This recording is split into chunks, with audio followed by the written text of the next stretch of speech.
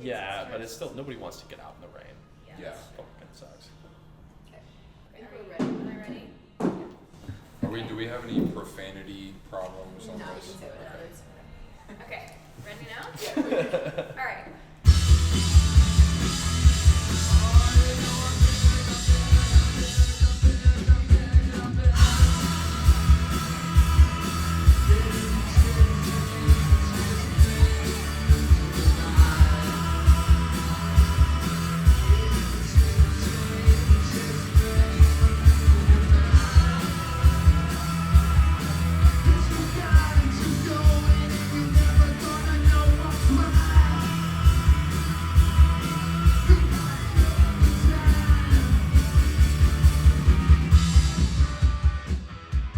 Hi, I'm Izzie Rutledge here with Amplified Chicago. I'm here with the Criticals, Cole and Parker.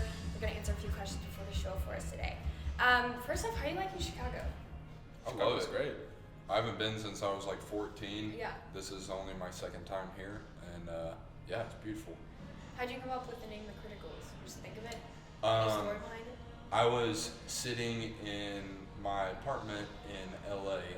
I was like, I really wanted to do this. Like, this idea had been building up in me. I was like, I want to do a rock band, but I gotta find a name, and that's the hardest fucking thing ever. It's the first band I've ever been in with a decent name. Honestly, like It's all so been hard terrible. because everything's either taken or it's just like not.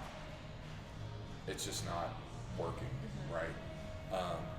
So I was sitting there watching TV one night or whatever, and this commercial came up, and it was like one of those like Life Alert commercial things with the bands around them exactly or what whatever. you're talking You know what I'm talking about?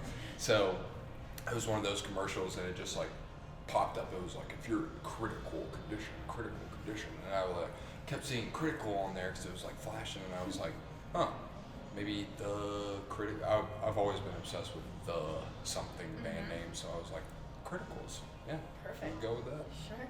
So when did the Criticals form officially?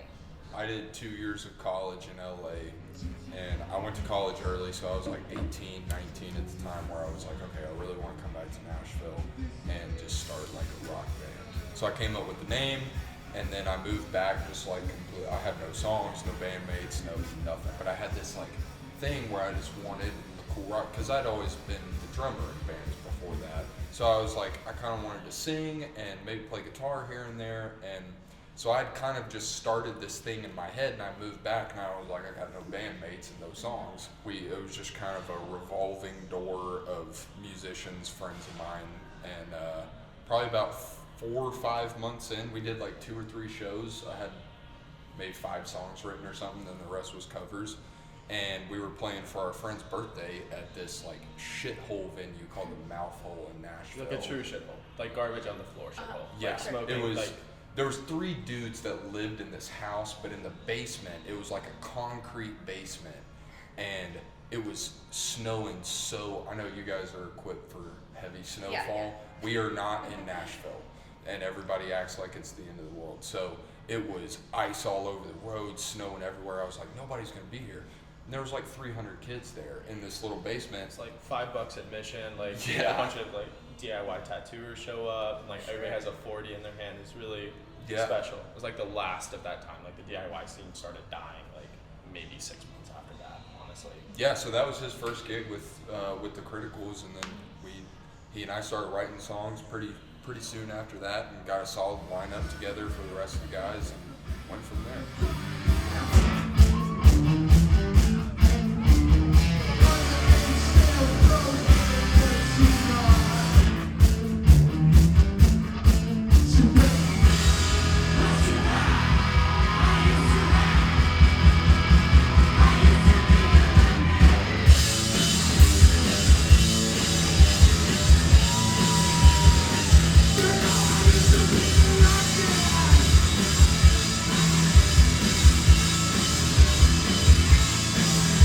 What do you hope people take away from your music?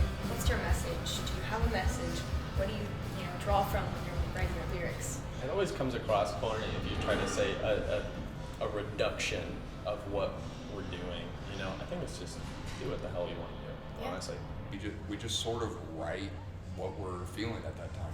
sometimes we go like a month or two where we're at home and feels like we're not really writing anything good and we scrap it all, but then sometimes we're just sitting there and we like do an entire song and demo and record the whole thing in one night because it just, you know, it just feels so.